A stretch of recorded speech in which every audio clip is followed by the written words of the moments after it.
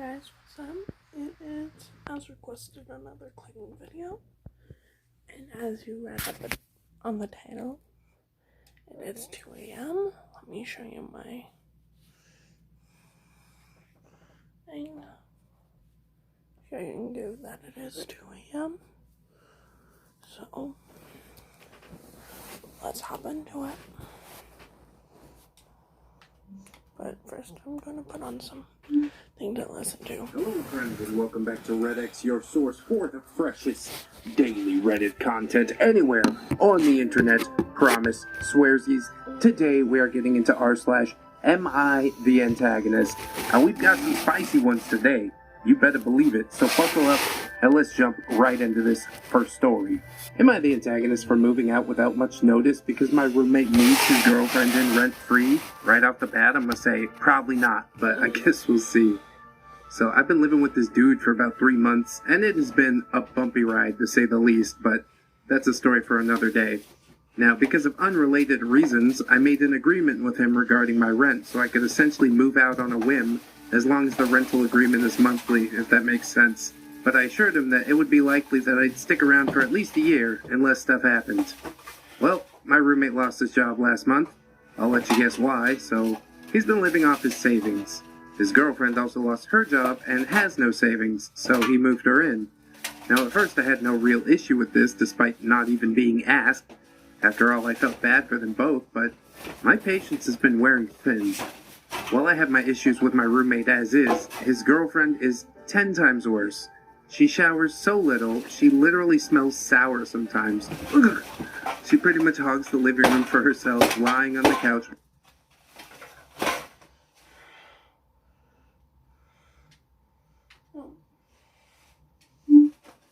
Hello, friends, and welcome back to ReddX, your source for the freshest daily Reddit content anywhere on the internet. Promise, swearsies.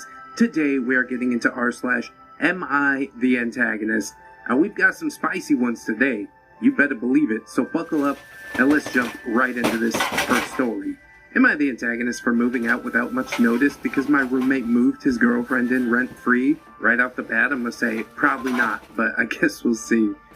So I've been living with this dude for about 3 months, and it has been a bumpy ride to say the least, but that's a story for another day. Now, because of unrelated reasons, I made an agreement with him regarding my rent, so I could essentially move out on a whim, as long as the rental agreement is monthly, if that makes sense. But I assured him that it would be likely that I'd stick around for at least a year, unless stuff happened. Well, my roommate lost his job last month. I'll let you guess why, so he's been living off his savings. His girlfriend also lost her job and has no savings, so he moved her in. Now, at first I had no real issue with this, despite not even being asked. After all, I felt bad for them both, but my patience has been wearing thin.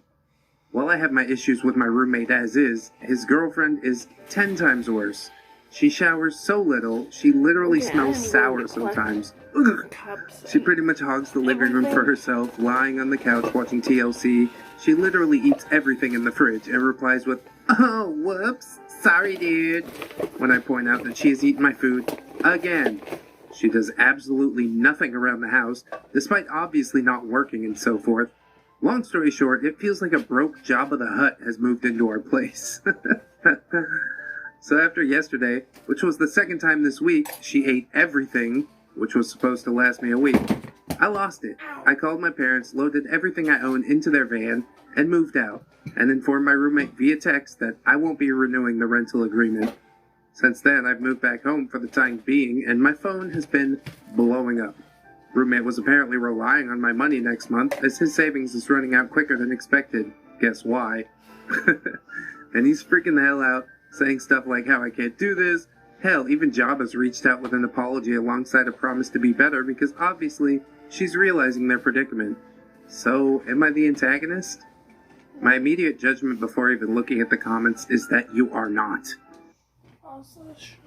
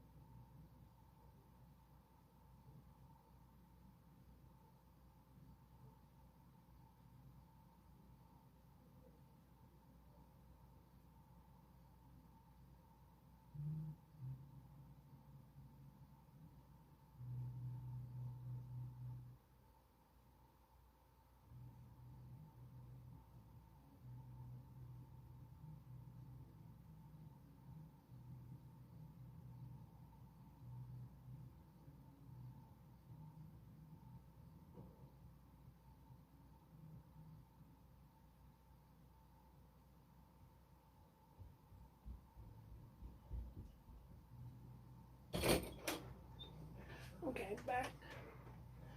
Sorry about that. You had a contract, my dude. That rental agreement, that's ironclad, alright? Not to mention, I've done some similar things in my life with crappy roommates. Screw that guy, you gotta look out for number one, OP. But I guess we'll see what the comments have to say. Top comment, Second87 agrees. Not the antagonist for leaving, just make absolutely sure that you are covered legally. Regardless of whatever agreement you had made between each other, you may still be legally required to give 30 days notice depending on state or local laws. For Games says this, make sure you pay what you legally owe. Going to small claims court sucks. Zeros has a good point. I do agree with this, however, it's a pretty safe bet that ex-roomie can't afford to bring OP to small claims court. Yeah, most people don't want to deal with small claims court, at least in my experience. The two roommates that I put on the street, we didn't end up going up to the small claims court. It's just one of those things, you know? And legally, I was in the right anyways because I was the leaseholder, so I was on month to month and could have ended the lease at any time. I have the power!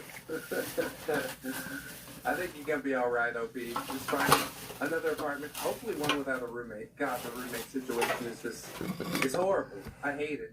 I've had two good roommates. One was my best friend. Another was an architect that worked for Disney, and he had so much money. He's like, oh, we don't have a fridge? I'll buy a fridge. I'm like, damn, dude. I miss that guy. I still see him on Steam sometimes. We're friends.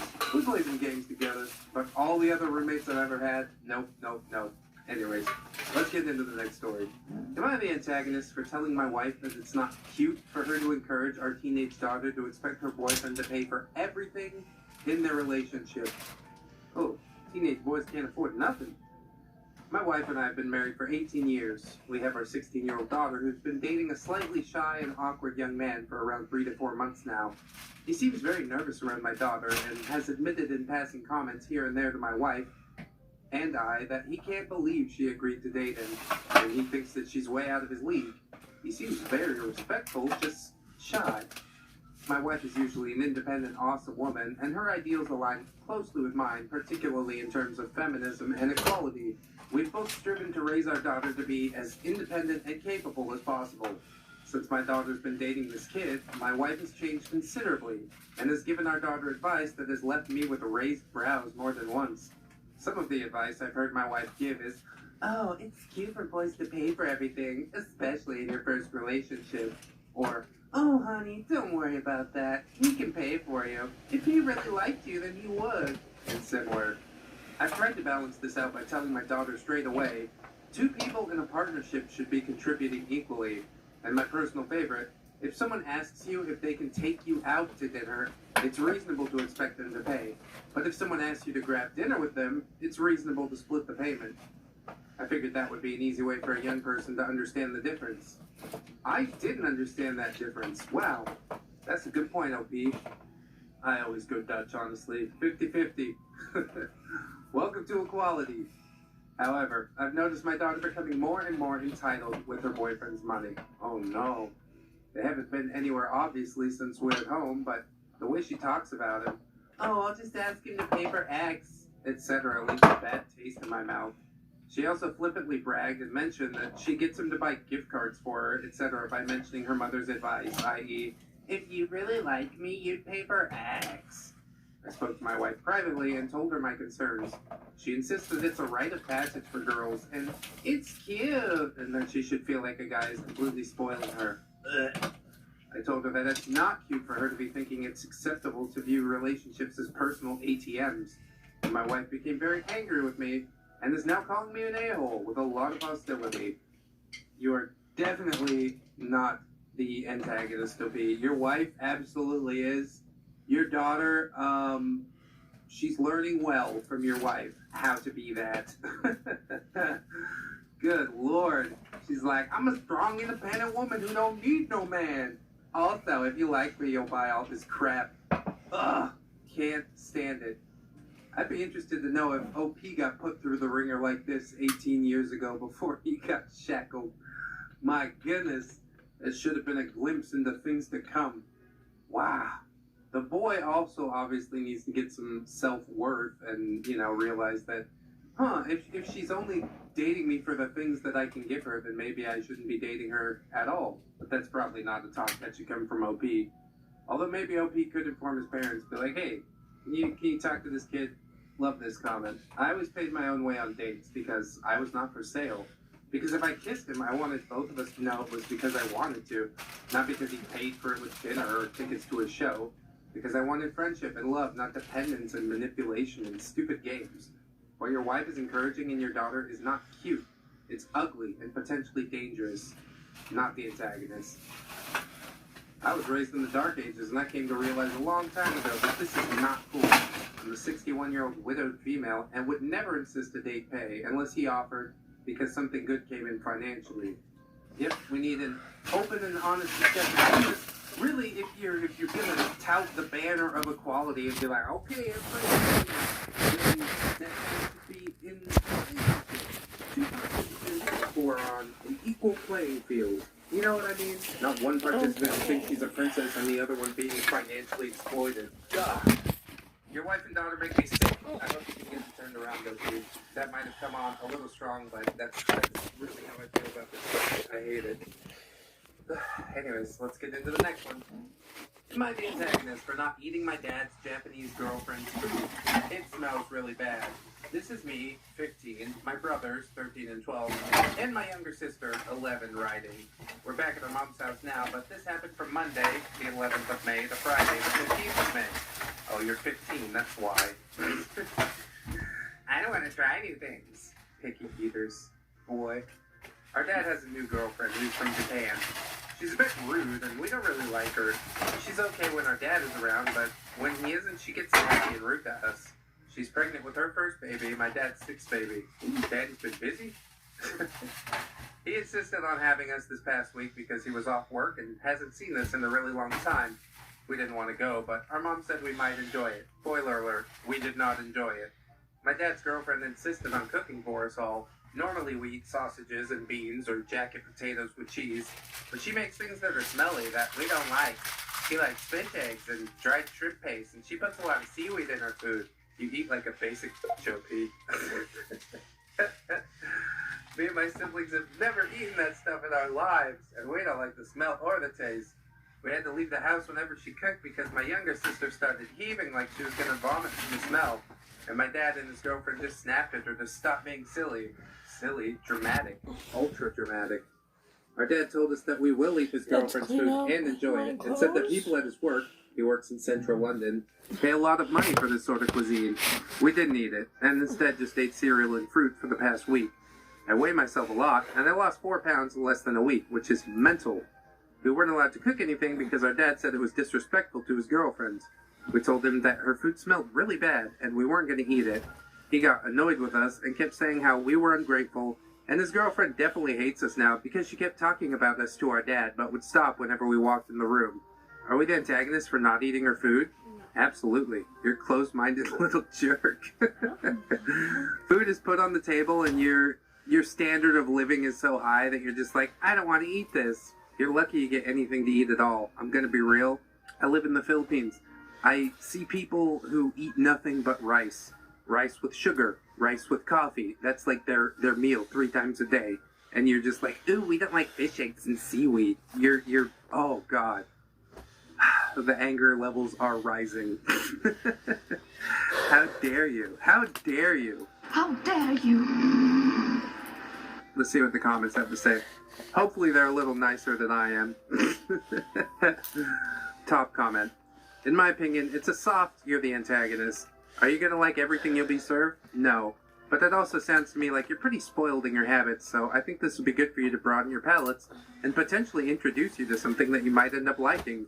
It is disrespectful to not eat food that is prepared for you. Not disrespectful to not like it, however. Can I ask why we're spoiled? We wanted to make our own food and we're not allowed. We normally cook for ourselves at our mom's house. We just aren't allowed to here. Maybe because your dad's girlfriend was making food for you, from her culture, and you were disrespectful about it. A lot of Asian cultures see food as a way of connecting. She's showing you that she wants to connect with you, and it sounds like you're not even trying. And also, like those white kids who make fun of Asians for their food, which is ridiculous since Asian food has a lot more flavor than what I've tasted in English cooking, I'm assuming that you're English mainly because you say mum instead of mom. No, I don't know about that. You know, English food has a lot of flavor. You get that jacket potato. Don't put salt on it, though, because that makes it too spicy. Oh, crazy. While I was in Japan, I started dating a Japanese girl. It was really my first, long-term girlfriend, kind of. And I'd stay at her house every weekend, and she'd cook for me. And a lot of it was stuff that I had not tried before. What comes to mind, especially... Oh.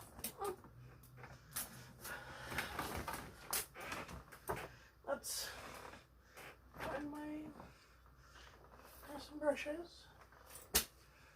There it is. Hey there, Mr. Reddit here. Welcome back to another episode of r/.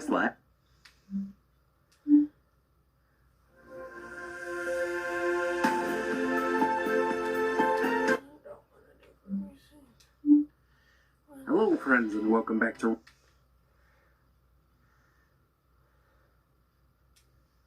For boys to pay for everything, especially in your first relationship. I was raised in the Dark Ages, and I came to realize a long time ago that this is not smelly, that we don't like. She likes fish eggs and dried shrimp paste, and she puts a lot of seaweed in her food. You eat like a basic OP. Me and my siblings have never eaten that stuff in our lives, and we don't like the smell or the taste. We had to leave the house whenever she cooked because my younger sister started heaving like she was going to vomit from the smell, and my dad and his girlfriend just snapped at her to stop being silly. Silly, dramatic, ultra dramatic. Our dad told us that we will eat his girlfriend's food and enjoy it, and said that people at his work, he works in central London, pay a lot of money for this sort of cuisine. We didn't eat it, and instead just ate cereal and fruit for the past week. I weigh myself a lot, and I lost 4 pounds in less than a week, which is mental. We weren't allowed to cook anything because our dad said it was disrespectful to his girlfriends. We told him that her food smelled really bad, and we weren't going to eat it. He got annoyed with us and kept saying how we were ungrateful, and his girlfriend definitely hates us now because she kept talking about us to our dad, but would stop whenever we walked in the room. Are we the antagonists for not eating her food? Absolutely. You're a closed-minded little jerk. Food is put on the table and your standard of living is so high that you're just like, I don't want to eat this. You're lucky you get anything to eat at all. I'm gonna be real. I live in the Philippines. I see people who eat nothing but rice. Rice with sugar. Rice with coffee. That's like their meal 3 times a day. And you're just like, ooh, we don't like fish eggs and seaweed. You're, oh God. The anger levels are rising. How dare you? How dare you? How dare you? Let's see what the comments have to say. Hopefully they're a little nicer than I am. Top comment. In my opinion, it's a soft, you're the antagonist. Are you gonna like everything you'll be served? No. But that also sounds to me like you're pretty spoiled in your habits, so I think this would be good for you to broaden your palates and potentially introduce you to something that you might end up liking. It is disrespectful to not eat food that is prepared for you. Not disrespectful to not like it, however. Can I ask why we're spoiled? We wanted to make our own food and we're not allowed. We normally cook for ourselves at our mom's house. We just aren't allowed to here. Maybe because your dad's girlfriend was making food for you from her culture, and you were disrespectful about it. A lot of Asian cultures see food as a way of connecting. She's showing you that she wants to connect with you, and it sounds like you're not even trying. And also, like those white kids who make fun of Asians for their food, which is ridiculous since Asian food has a lot more flavor than what I've tasted in English cooking. I'm assuming that you're English mainly because you say mum instead of mom. No, I don't know about that. You know, English food has a lot of flavor. You get that jacket potato. Don't put salt on it, though, because that makes it too spicy. Oh, crazy. While I was in Japan, I started dating a Japanese girl. It was really my first, long-term girlfriend, kind of. And I'd stay at her house every weekend, and she'd cook for me. And a lot of it was stuff that I had not tried before. What comes to mind, especially, was this, fermented bean curd called natto. And you smell it, and it smells horrible. It smells like a fart. But then you eat it, and oh my God, what a rich flavor. You know what I mean? I don't know if a 15-year-old could really appreciate it, but who cares what you think? You're 15. You're going to be out of your dad's life in 3 years anyways.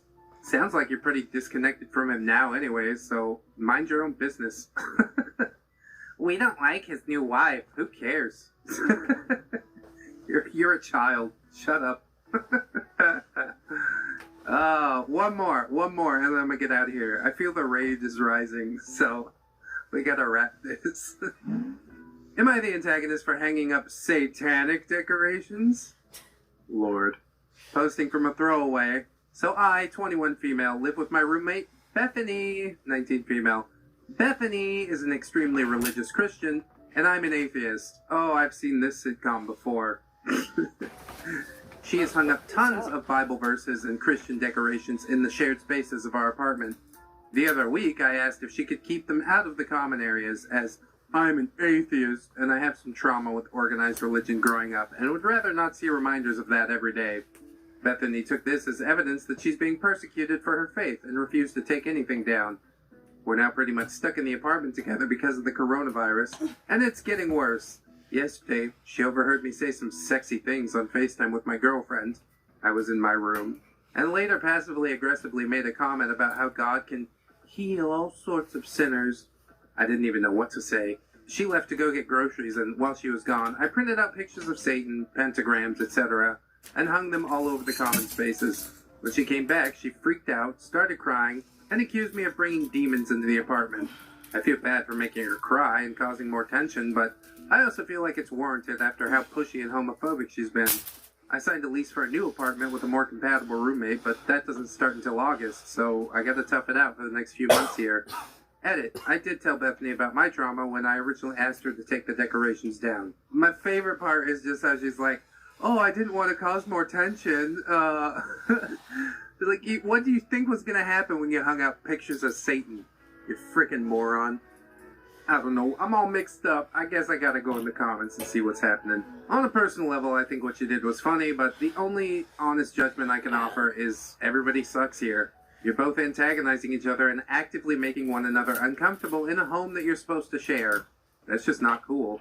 I'm curious as to how you two became roommates in the first place. Did you not know about each other's views?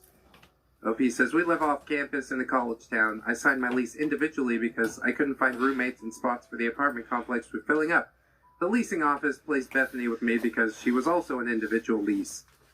Yeah, I had one of those leases too. They never turn out well.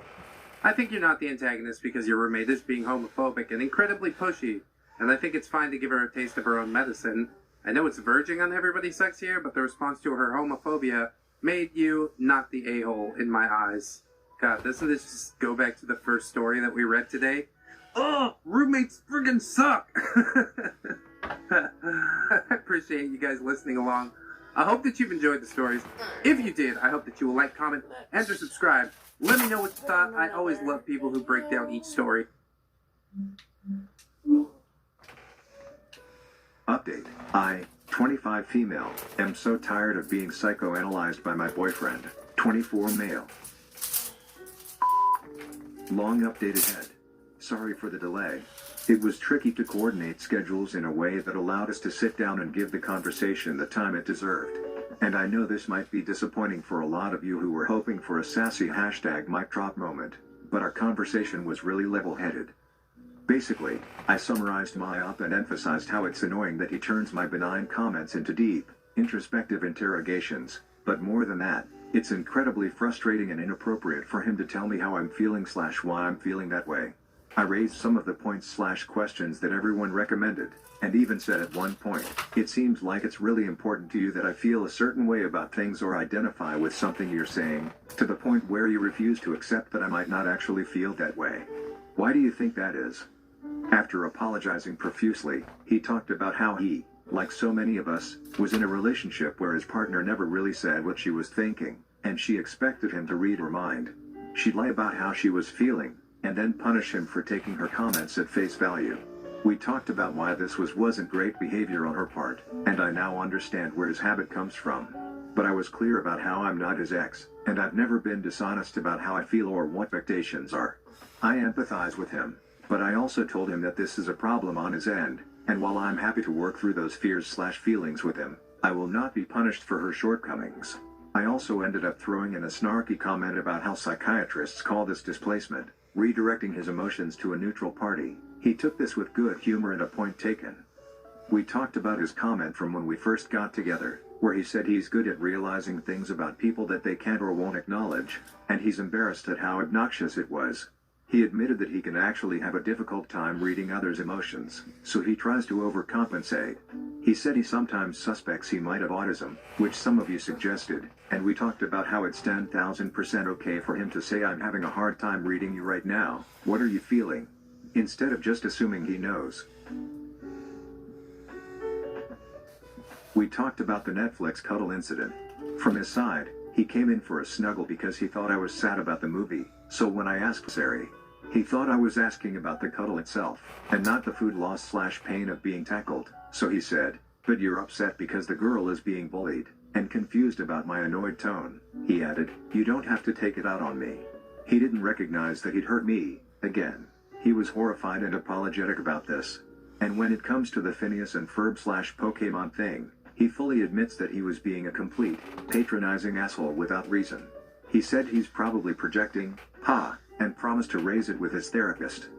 One last thing I want to address. I know some of you seem to think that he's the devil and is always a horrible boyfriend and is going to be a terrible doctor. This is called splitting, believing people are either all good or all bad. This is a joke. PLS, don't come for me.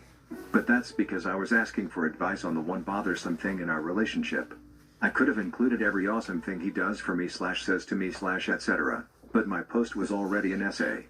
Please trust that he is an amazing boyfriend, and we take great care of each other. As far as what kind of doctor he'll be, I understand why some of you have made the leap. But he is absolutely wonderful with patients, listens empathetically, trusts what they tell him, and picks up on things that the average person wouldn't. I've told this story elsewhere, but I'll tell it here too. We once had the same patient for a long case presentation. She'd had a stroke, so I talked about which artery was likely occluded based on her symptoms. Clinical mumbo jumbo. Thought I was clever for recognizing that she was unrelatedly overdue for a mammogram, and included X medication, occupational therapy review as part of my plan. His report was totally different. He hit the important clinical aspects, but spent much more time than I had talking about the difficulties she faced at home due to her impaired mobility. He even listed the locations and numbers of stairs in each room in her house. His plan had X medication, occupational therapy review, and talked to charge nurse about scheduling Y conference room for visitors so she doesn't have to miss bridge club. I think you'll be fine. Thank you all so much for your awesome messages and advice. It was so helpful. Onwards and upwards. It's refreshing to see a follow-up post where two adults come to an understanding based on trust and mutual respect. That's the good stuff. Wow. Actually talking to your partner works. Who knew? Sarcasm aside, way to have an adult conversation. You're a model advisee, and I'm proud of you for standing up for yourself and having a conversation, not a confrontation. As someone who also have taken classes in psychology, I love those little snarky comments about the psychology aspects. But good for you. I like that this turned out really good and not just a sad story about how you left him etc. because Reddit told you so. You guys seems really mature, and it sounds wonderful that you can talk about these things and overcome them together. Wish you two the best.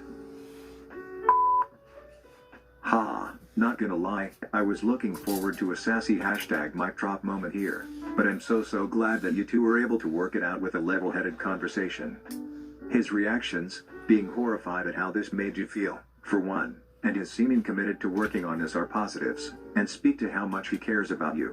He was also honest about this and faced the truth, no denying or trying to convince you it's your own issue. It was refreshing to read an example of how a couple can work together to help the respective individuals grow as people. Cheers to you. Well, I think that was an awesome update. I actually was one of the persons who worried about how he interacted with patients, but hearing about how well he took that sit-down conversation and was willing to work on things you brought up, all my fears are swayed. As a social work major too, I can especially appreciate the story at the end where he into consideration what the patient's home life may look like in comparison to treatment. My teachers regularly talk about how that skill/recognition of the patient's environment can be something that many doctors struggle with, only seeing the patient as a singular medical problem. So hearing that makes me especially excited. I'm so happy for you and your boyfriend and I'm really appreciative of the update.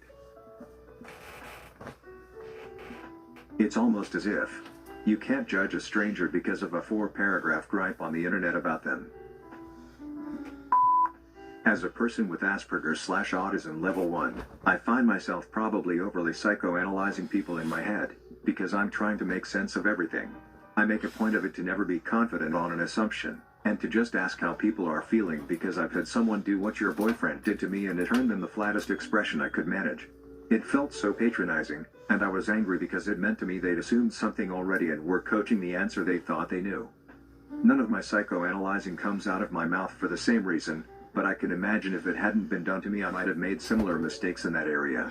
Heaven knows I'm good at running my mouth and then wondering why people have crossed their arms, gone quiet, and started backing away. I've actually spent hours and hours watching psychological documentaries, and murder documentaries, because they often cover disorders and abnormal behavior versus normal, to try and learn more about people. One of my top hobbies is basically people watching. I watch movies by myself, then watch other people watch them to see their reactions. My mom hates it when she catches me peeking at her. Lol. I'm super glad it turned out all right, and you two sound like a pretty good couple. I've seen a lot of updates go anywhere but well, so the fact that you talked it out and reached a positive outcome is so refreshing to me. Sometimes a little communication can go a long way. Hopefully it's a bad habit that he can be rid of quickly, and the two of you can find an efficient way to communicate your emotions in the future. Yeesh, I don't think I was as bad as OP's BF, but I am guilty of trying to psychologically fix my previous GF's issues, constantly trying to ask her probing questions, trying to get her to realize things about herself. It came from a good place, but in the end I am much more aware now of how patronizing and insulting that is. The thing that took me a long time to accept is that people you care about have to develop and grow on their own, at their own speed, and you can't treat them like some kind of pottery project you're trying to shape. This update is so heartwarming. The most important thing in a relationship is the ability to address and resolve conflict. Also, it's clear to see that there was some humor in your conversation, which is a great sign too. From the way you describe it, it does sound like he might have ASD. I'd get that checked out as it can be helpful to know for sure, talking as someone whose husband has ASD. Equally, if he is doing okay, then the rigmarole of diagnosis could be completely unnecessary. Good for you too. But if he is already seeing a therapist who he shares things with and actually is aware that he cannot read people, has he been diagnosed with autism? Or something else?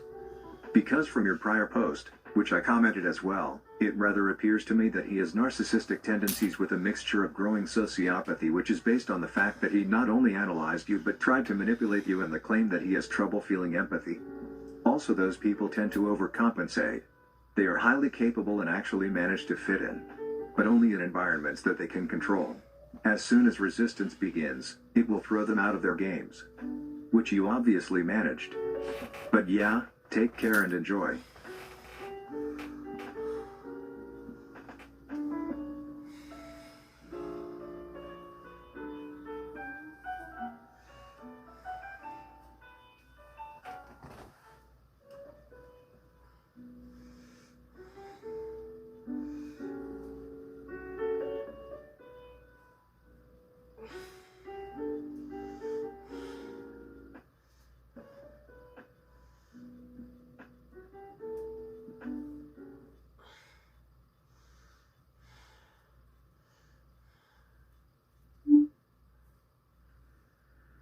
G'day there guys, it's Rosie Hubby Marky, back at it again with another episode of r/legal advice. Now I know you guys love legal advice and I have no clue about law, so let's start this journey. I hope you guys enjoy it. Smash that like button, chuck a prawn in the Barbie, and let's get to it.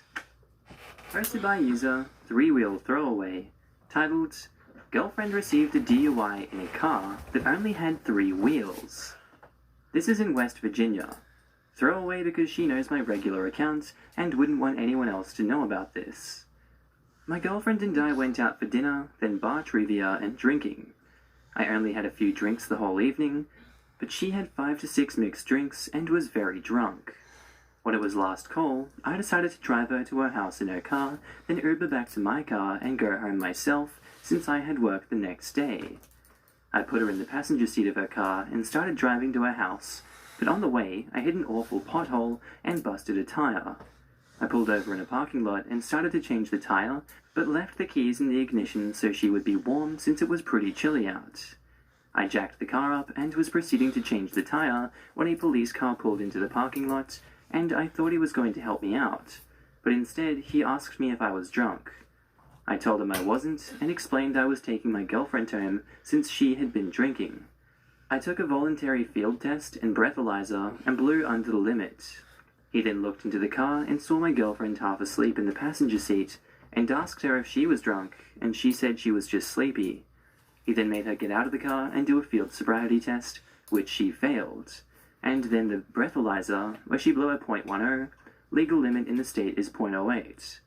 He then placed her under arrest because the keys were in the ignition and she was the only person in the car and intoxicated. Please note that at this time I had not finished changing the tire, so there were only 3 wheels in the car at the time.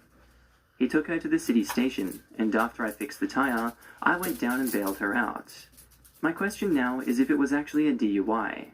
It seems very silly to me that she was charged since she was buckled up in the passenger seat and there was only 3 wheels on the car at the time. We don't want to go through the first-time offenders program if possible, since it requires a plea and she is afraid it could affect her graduate work at university.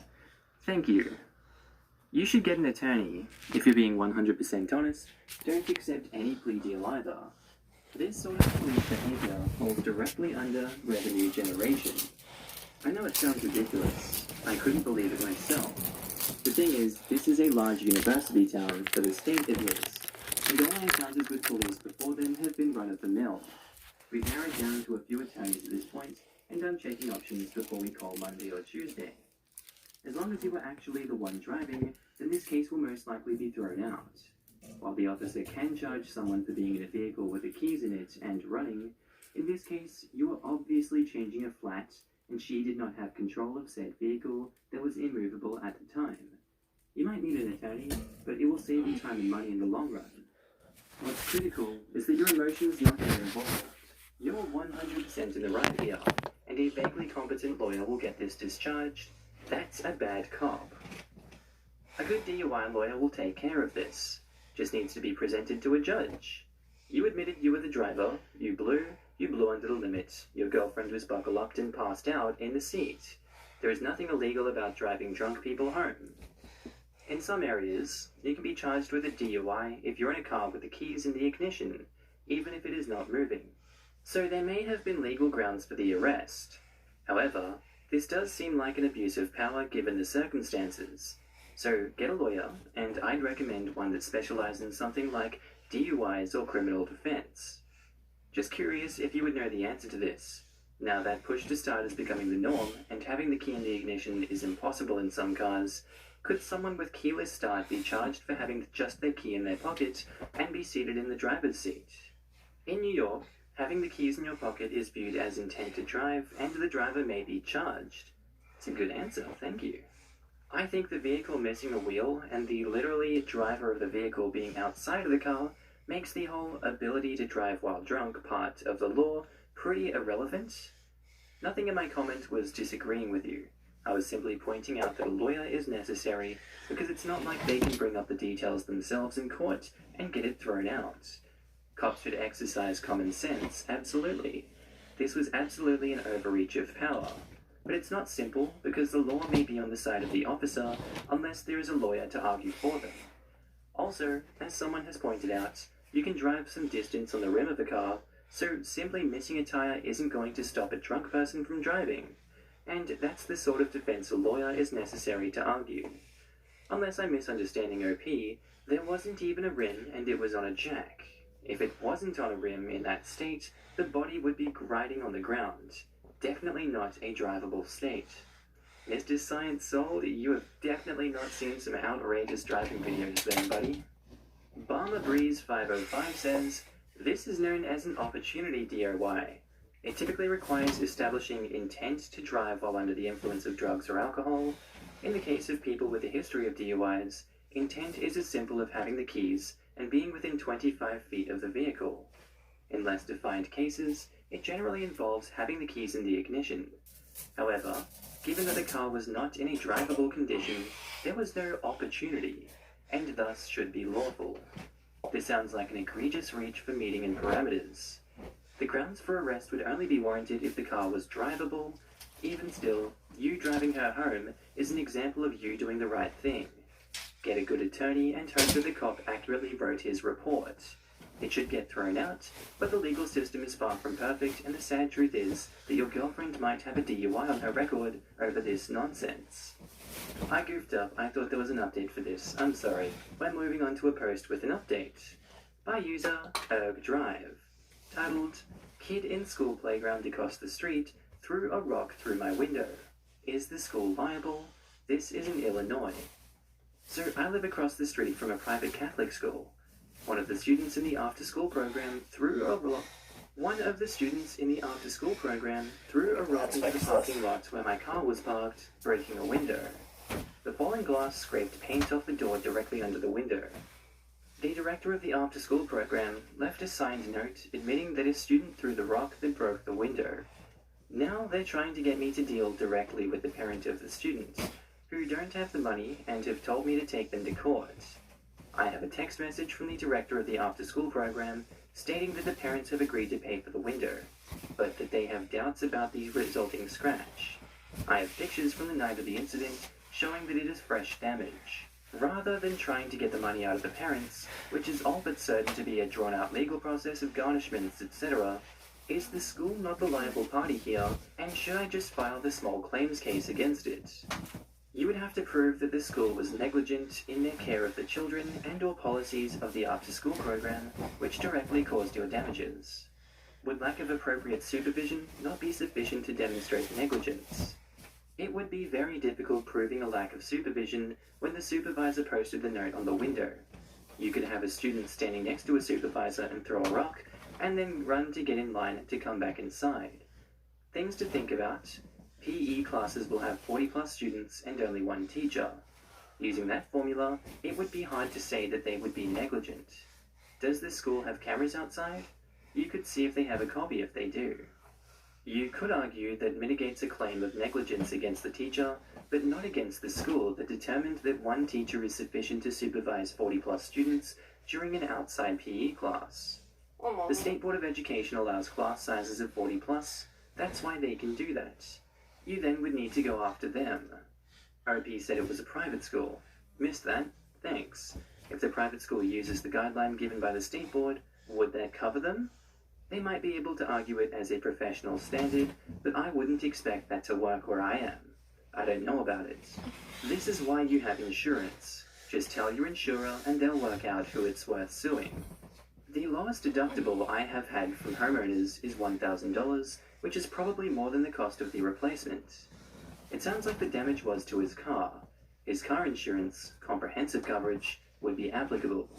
Also, you can ask if the parents have renters or homeowners insurance. Their liability coverage would pay for the damages. Liability coverage does not have a deductible for the policy owner.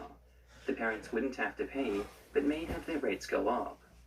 One of the parents does not have homeowners insurance, and it's the same parent who has told me that they don't have the money to pay for the repair and to take them to court. I'll go that route if I have to, but I'm trying to avoid having to squeeze blood from a rock. OP also says, between my deductible being higher than the cost of the repair and my already high premiums by virtue of being a newly insured young male driver, I'd rather not file a claim with my insurer for something like this. Not a lawyer, but a parent who manages after-school programs for our elementary school. Because these programs take place outside of school hours, generally by private companies or non-profits, we require them to carry their own insurance before they're allowed to conduct their program on our grounds. Not sure if your situation is similar, but it might be worth finding out if their after-school program is run by a third party whose insurance could certainly be easier to deal with than the school's. Not a lawyer. When my wife's car was hit while it was parked, our insurer told us it was our property damage, since her car was parked at the time of driving. As a result, the other person was responsible 100%, didn't use her for deductible, and didn't change her premiums. I wonder if the same rule applies here. My only hang-up is that it wasn't another car that damaged your parked car, but a kid with a rock. Update. Kid in school playground across the street threw a rock through my window. Is the school liable in Illinois? As an update to this thread for anyone interested or who finds themselves in a similar situation, the school ended up paying for all the repairs to my vehicle. According to my insurance agent, the magic words are custody, care, and control. The school was acting as a guardian of the boy, therefore it was fully liable for the damage he caused. Posted by user SayWhat63, titled, I really think that making out my will is going to kill me. My folks left me their house and property in their wills. Now a relative is pressing me to make out my will, even going so far as to offer to take me to a lawyer. I don't drive. Problem 1. By law, I need 2 witnesses. I don't want my relative to be one of them, but I also don't want to be upset or offend her by bringing along 2 friends of mine when she does take me. In the event that my friends are willing to help me, should I ask them if they're willing to bring me to a lawyer instead? Problem 2. In my parents' wills, it was stipulated that my husband will not inherit the house and property, etc. So my question is, do I have to stick by my parents' edicts, or can I, as the legal, deed-carrying owner of the house, ignore that part of my parents' wills and have his name put on the deed, thereby making him the first beneficiary? I tried to Google the answer, but I'm not very tech-savvy and might have looked right at the answer without realizing it. Any advice would be appreciated. A good estate lawyer, one you ultimately choose, not one chosen for you, will discuss different options for estate planning and give you time to think about which one is the best choice for you. There we If you go. think the relatives who's pressuring cleaned you my is room. money hungry, what's your back around them? Ask about This a is clean for revocable me living trust at this instead point. of a will. Wills can be It contested. is just about trusts are much 3 harder, a.m. if and I not will see you guys impossible, next to time. challenge. Bye. Take an Uber to the lawyer's office and